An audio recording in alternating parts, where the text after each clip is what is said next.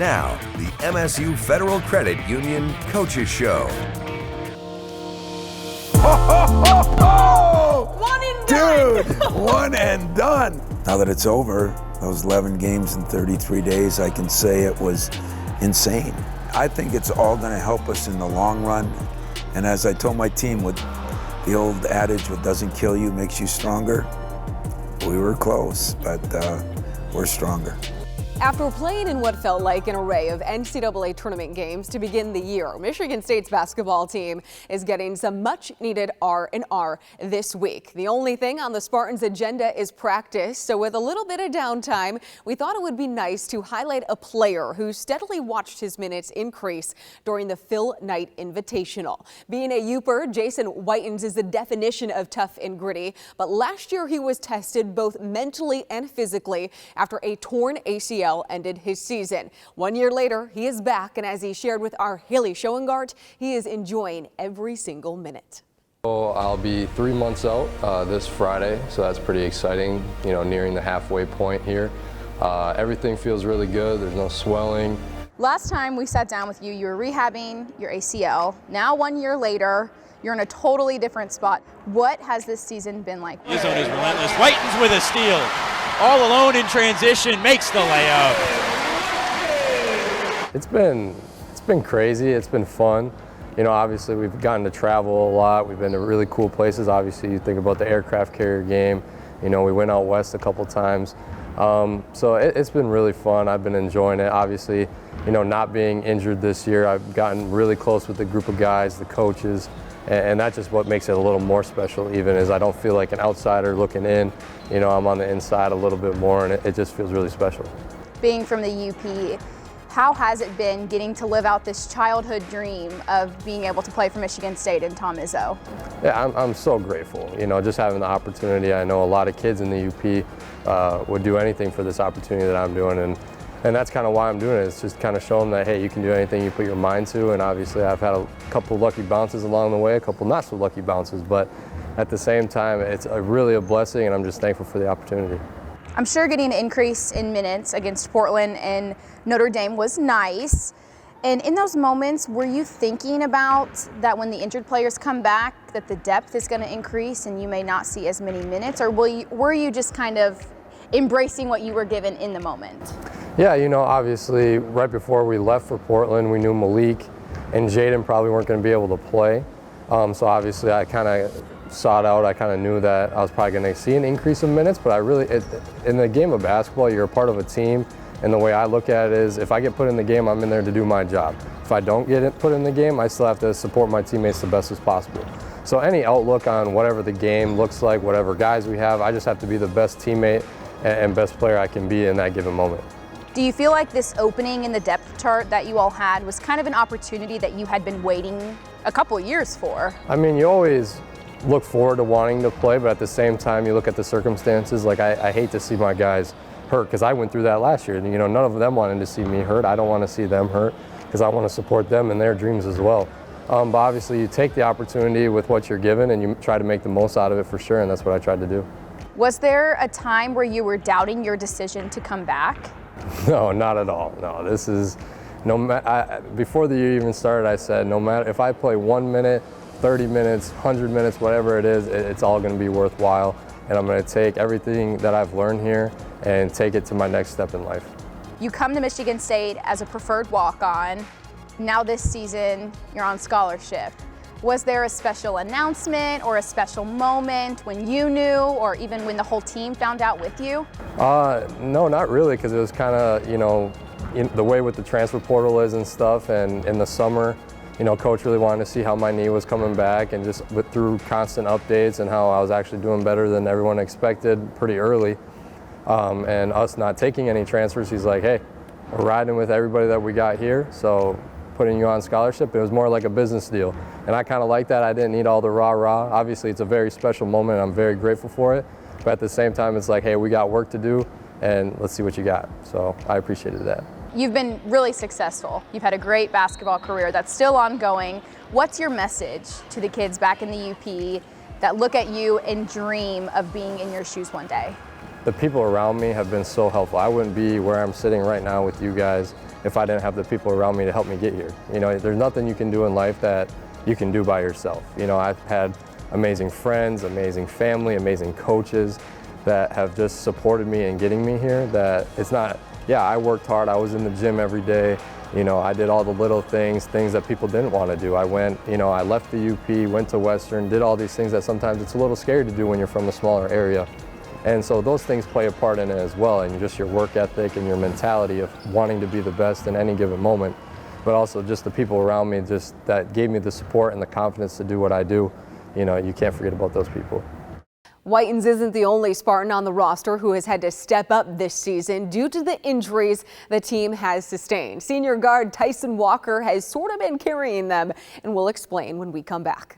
Experiencing a Spartans game is a lot like life. Farm Bureau Insurance sees the connection and is a proud supporter of Michigan State athletics. Find an agent who can protect what matters to you. Want unlimited cash back on every single purchase you make? With an MSU FCU Platinum Plus Visa or an MSU FCU Visa Signature, that's what you'll get. Unlimited cash back. Choose from a variety of card designs, redeem your cash back at any time in any amount, and enjoy benefits like an exclusive welcome offer, travel accident insurance, and roadside dispatch. Get your MSU FCU cashback card today. Just stop by a branch or visit us online at msufcu.org. Welcome back to the MSU Federal Credit Union Coaches Show. During Michigan State's grueling schedule over the past month, senior guard Tyson Walker came out on top as the team's leading scorer, averaging 14 points a game. It should come as no surprise after what Izzo said about him before the season even started. He said Walker had the best summer out of anyone on his team. Our Ian Crest caught up with him and had a chance to ask him how he has grown since arriving in East Lansing a year ago. Hogard still on the bench. Down to 6 seconds. Walker under 4. Walker fires. He got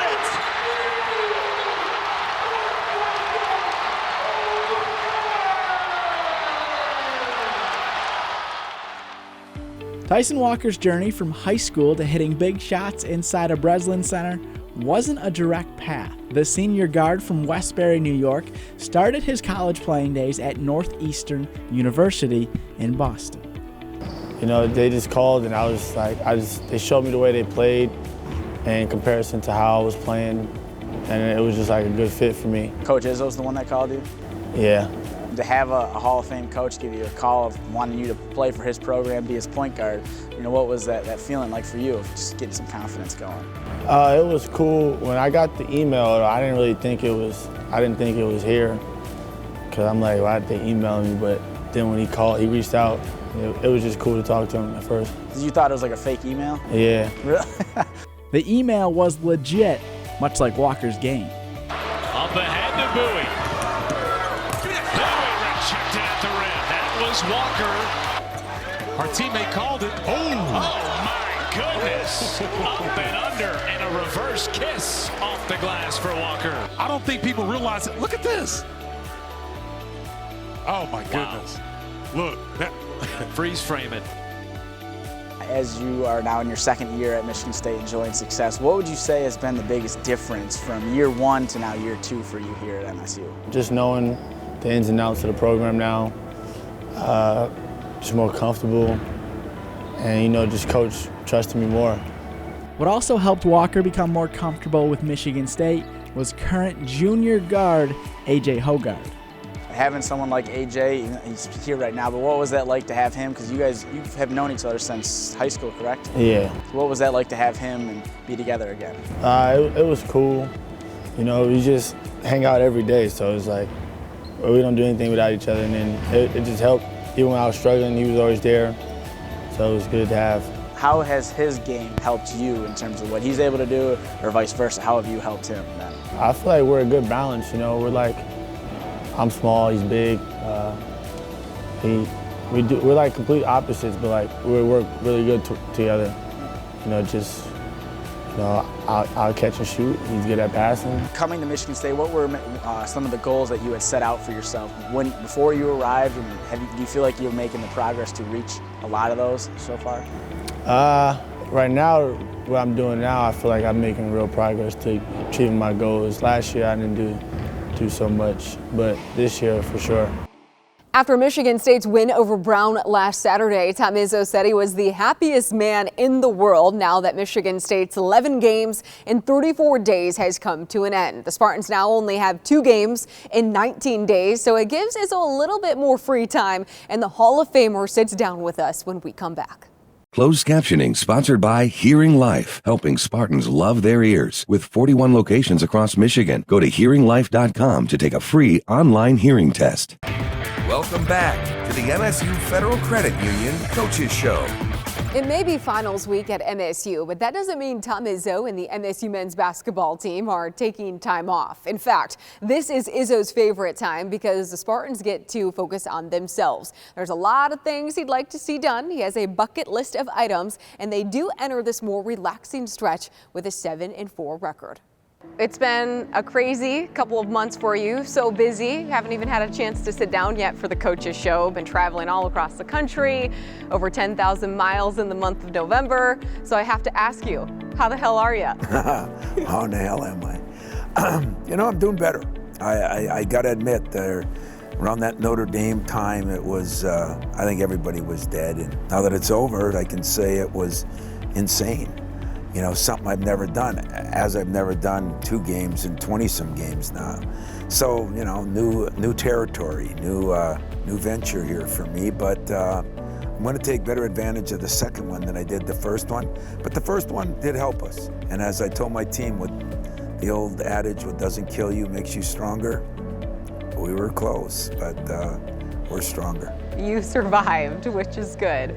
You were very candid too. You're always very candid when it comes to expressing how you feel or what's going on within the program. So for you to be able to say, I mean, was that really the hardest stretch in your 28 years?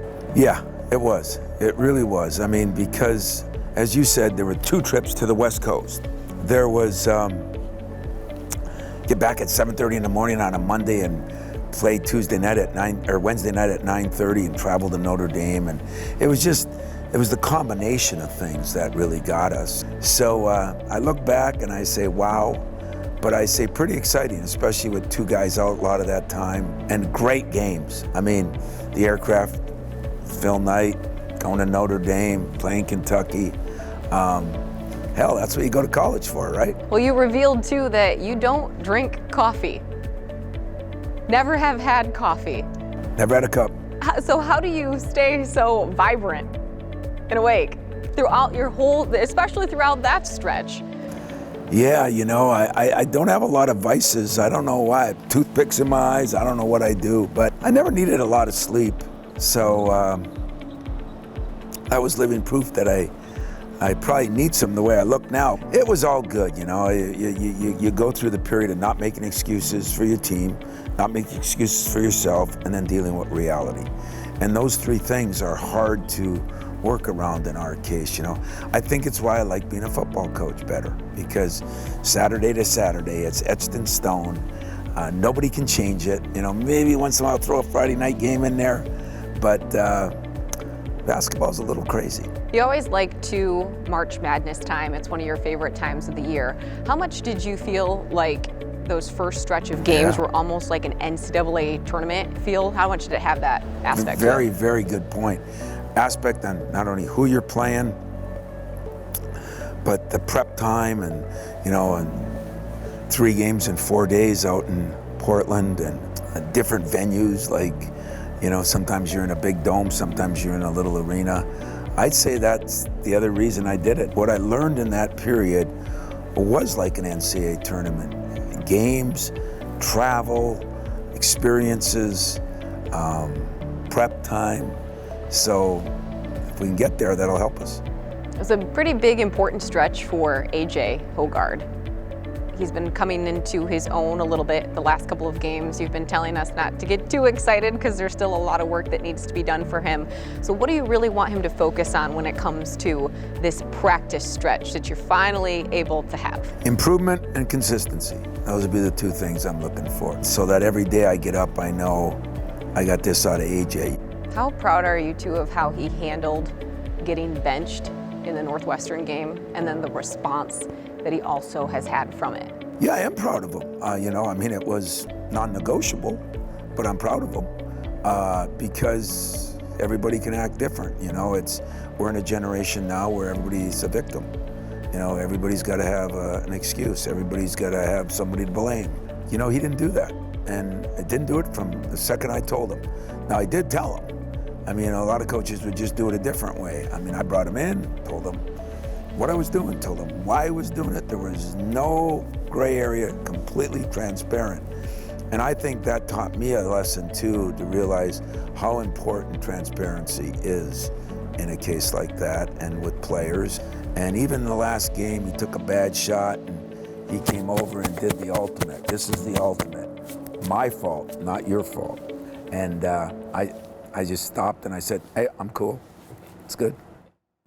Hogard is playing better over his last 3 games, and one stat of his Izzo is particularly proud of is his free throw percentage. Hogard is averaging nearly 89% from the line, and when we come back, we're going to hone in on this aspect of the Spartans game with Izzo, because after all, he is the free throw guru. We'll see you soon.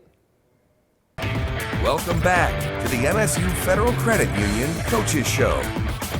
In 1972, one missed free throw in high school by Tom Izzo during Iron Mountain's regional final game changed his whole perspective on life. It's why having teams who are successful at the charity stripe is so important to him. And right now, MSU is shooting nearly 80% from the line. So who better to give us a tutorial on how to make a free throw than Izzo?